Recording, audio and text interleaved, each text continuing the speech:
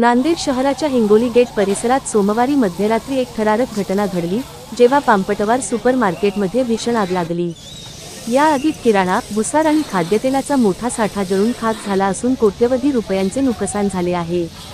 तब्बल 7 तासांच्या प्रयत्नांनंतर आगीवर नियंत्रण मिळाले।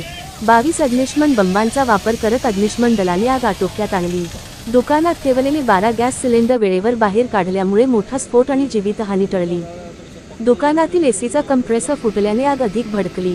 दुकानाच्या पहिल्या मजल्यावर अडकलेल्या 6 जणांना सुखरूप वाचवण्यात यश आलं। या घटनेने संपूर्ण शहरात खळबळ उडवली असून ही सोमवारी नोंदवलेली 4थी आग आहे। उन्हाच्या तीव्रतेसह शॉर्ट सर्किट ही दुर्घटनेची शक्यताच वर्तवली जात आहे। आगीचे कारण अद्याप स्पष्ट नसून चौकशी सुरू आहे।